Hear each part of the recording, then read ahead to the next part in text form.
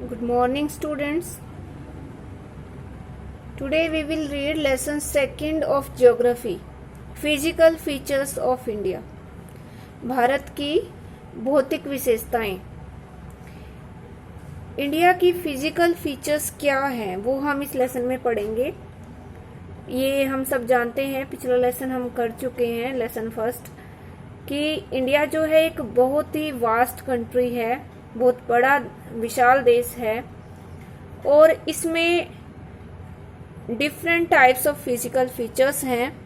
ये physical features कैसे बनी, इनकी फॉर्मेशन कैसे बनी, वो हम इस लेसन में पढ़ेंगे। बहुत सारे रीजंस हैं, बहुत सारे कारण हैं इन फिजिकल फीचर के बनने के। फिजिकल फीचर्स जैसे कि पूरे इंडिया का जो धरातल है उस पे अलग अलग तरह की आकृतियां पाई जाती हैं, एक अलग अलग तरह की फीचर्स पाई जाती हैं। जैसे कि कहीं माउंटेन्स हैं, कहीं नॉर्दर्न प्लेन्स हैं यानी कि मैदान है, और कहीं पे डेजर्ट है, रेगिस्तान, कहीं पे प्लेट्यूज हैं, कहीं आइलैंड्स हैं और कोस्टल प्लेन्स हैं। तो ये डिफरेंट टाइप की फिजिकल फीचर्स हैं।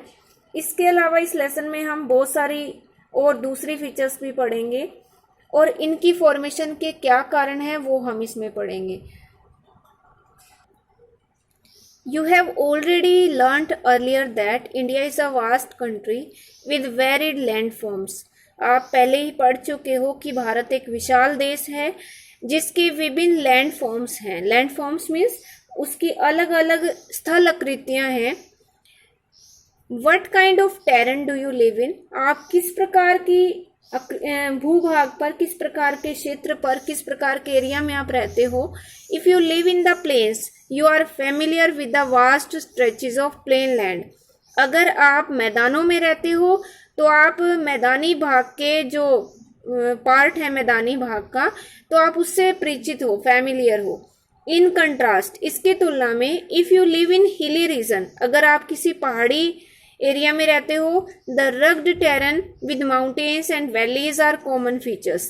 तो वहाँ की जो मुख्य विशेषता है वो क्या है कि वहाँ पे आपको माउंटेन्स देखने को मिलेंगे जिसका जो ऊपर का एरिया होता है वो रग्ड होता है, यानी कि ऊपर नीचे या उबड़ खाबड़ आप कह सकते हो, और उसमें घाटियां होती हैं माउंटेन्स में, तो आप इनसे एक तरह से परिचित होते हो।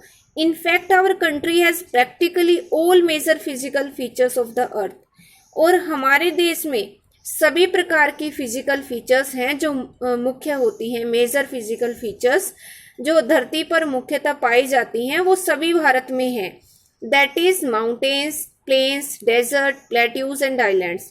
जैसे कि यहाँ पे माउंटेन्स भी हैं, प्लेन्स मैदान भी हैं, डेजर्ट्स रेगिस्तान भी है, प्लेट्यूज भी है, पठार जिसको कहते हैं, एंड आइलैंड्स, और यहाँ पे द्वीप भी हैं। You must be wondering how these physical features have been formed. और सभी ये सोचते हैं कि ये फिजिकल फीचर बनी कैसे हैं, इनकी फॉर्मेशन का क्या कारण है। We will learn more about major physical features of India and how they have been formed. तो हम इस लेसन में पढ़ेंगे कि ये फिजिकल फीचर्स कैसे बनी और एक तरह से ये इनके बारे में हम और ज़्यादा पढ़ेंगे कि भारत की फिजिकल फीचर्स कौन सी हैं। We find different types of rocks. Some are very hard, like marble. हम अपने देश में हमने देखा होगा यहाँ की जो रॉक्स हैं जिसको शेल भी कहते हैं और चट्टान भी कहते हैं, तो हम डिफरेंट टाइप की रॉक्स देखते हैं। इनमें से कुछ बहुत हार्ड होती हैं जैसे कि marble, which has been used for making the Taj Mahal, जिसको ताजमहल बनाने के लिए यूज किया गया, मार्बल यानी कि संगमरमर। And some are very soft like soapstone या सैंडस्टोन, और कुछ बहुत ज़्यादा मुलायम होती हैं जैसे कि सैंडस्टोन या soapstone, which is used in, इसको सैलखड़ी कहते हैं सोपस्टोन को, which is used in making talcum powder, जिसको पाउडर बनाने के काम हम ला सकते हैं। The colour of soil varies from one place to other. और एक चीज़ और हमें हैरानी में डालती है कि जब हम देखते हैं कि किसी भी एक स्थान पर एक जैसे मिट्टी हमें देखने को नहीं मिलती, तो वो भी वेरीज है, उसमें भी वेरिएशन है, डिफरेंस है। Because soil is formed out of different types of rocks, क्योंकि जो मिट्टी का निर्माण होता है वो भी अलग अलग प्रकार की रॉक्स से होता है। Have you ever thought about the causes of these variations? और क्या आपने इन सारे अलग अलग वेरिएशन, अलग अलग जो विभिन्नताएं हैं, इनके बारे में सोचा? Most of these variations are caused due to differences in rock formation. और ये सारे जो अंतर हैं, सारी जो विभिन्नता हैं, वो रॉक फॉर्मेशन में, यानी कि जो चट्टानों के बनने का जो कारण है, उनमें डिफरेंस के कारण होता है। चट्टान जो है वो अलग अलग तरह से बनती हैं, उनमें जो विभिन्नता है, उनके बनने में जो अंतर है, उसी के कारण ये अलग अलग वेरिएशन आती हैं, डिफरेंट टाइप की वेरिएशन देखने को मिलती हैं। India is a large land mass. Bharat जो है एक बहुत विशाल भूभाग है, formed during different geological period, जो कोई एक साथ नहीं बना, बल्कि इसका जो ये जो लैंड मास है वो अलग अलग जियोलॉजिकल पीरियड में बना, अलग अलग भौगोलिक अवधि में बना, which has influenced her relief, जिसने उसके रिलीफ को, रिलीफ मीन्स धरातल, जिसने उसके धरातल को प्रभावित किया।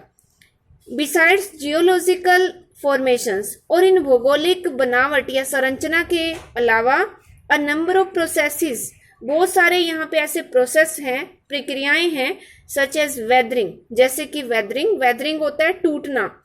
इरोजन, इरोजन होता है कटना, कटाव होना, जैसे कि मिट्टी जो है वो अगर उस पर पानी डाल दिया जाए तो वो कट जाती है। एंड डिपोजिशन, डिपोजिशन मीन्स जमा होना, डिपोजिट होना। हैव क्रिएटेड, तो ये अलग अलग प्रोसेस होते हैं, इनकी भी फॉर्मेशन के क्या कारण है, किस वजह से ये वेदरिंग, इरोजन या डिपोजिशन होता है, वो भी हम आगे पढ़ेंगे डिटेल में। And modified the relief to its present form, और जो आज का जो रिलीफ है हमारे सामने, भारत का जो धरातल है, वो प्रेजेंट फॉर्म में कैसे आया, आज के जो उसका रूप है वो कैसे हुआ, उसमें वो किस वजह से हुआ, क्या उसका रीजन है, ये हम पढ़ेंगे। Earth scientist have attempted to explain the formation of physical features. Earth scientist जो भूवैज्ञानिक हैं, जो अर्थ के बारे में स्टडी करते हैं या पूरी मतलब एक तरह से साइंटिफिक वे से सब बताते हैं, उन्होंने पूरी कोशिश की है एक्सप्लेन करने की फॉर्मेशन ऑफ फिजिकल फीचर्स, इन भौतिक विशेषताओं की बनावट के बारे में, with the help of some theories. उन्होंने कुछ सिद्धांतों, कुछ थियरीज की हेल्प ली है, बेस्ड ऑन सर्टेन एविडेंसेस, जो कुछ एविडेंस पर आधारित है। One such plausible theory, plausible means जो सब जिसको मानते हैं, सर्वमान्य कहते हैं जिसको, इनमें से एक सर्वमान्य सिद्धांत है theory of plate tectonics, plate tectonic का सिद्धांत। अकॉर्डिंग टू दिस थियरी, और इस सिद्धांत के अनुसार, द क्रस्ट, क्रस्ट किसको कहते हैं, अपर पार्ट ऑफ द अर्थ, जो अर्थ का सबसे ऊपर का पार्ट है, ये आप 7th क्लास में पढ़ चुके हो, सबसे ऊपर का जो पार्ट है अर्थ का उसको क्रस्ट कहते हैं, उससे नीचे जो है उसको मेंटल, और उससे अगला जो है 3 पार्ट में इसको डिवाइड किया गया है अर्थ को, उसको कहते हैं कोर। तो ये क्रस्ट जो है वो अपर पार्ट है। इस थियरी के अनुसार the crust of the earth has been formed out of 7 major and some minor plates. जो अर्थ है वो 7 मुख्य और 7 अन्य प्लेट से बनी हुई है, अर्थ के नीचे, जमीन के नीचे, और वो कौन से पार्ट, मतलब अर्थ का क्रस्ट, क्रस्ट के नीचे प्लेट्स बनी हुई हैं, और ये 7 इनमें मेजर प्लेट्स हैं और 7 माइनर हैं। जो मेजर प्लेट्स हैं, एक तरह से वो जो मेंटल वाला पार्ट है अर्थ का, उस मेंटल वाले पार्ट में जो मैग्मा है वो सेमी एक तरह से मोल्टन होता है, या हम ये कह सकते हैं कि कुछ पिघला हुआ पदार्थ होता है उसमें और कुछ हार्ड होता है, और उसके ऊपर ये जो प्लेट्स हैं वो तैरती रहती है, मेंटल से ऊपर और क्रस्ट से नीचे, यानी कि दोनों के बीच में ये जो प्लेट्स हैं वो एक तरह से तैरती रहती हैं, और इनमें जो मूवमेंट होती है उसकी वजह से बहुत सारे चेंजेस आते हैं। वो सारे चेंजेस हम अब आगे डिटेल में पढ़ेंगे। ये जो 7 प्लेट्स हैं, ये नेम आपको लर्न करने हैं।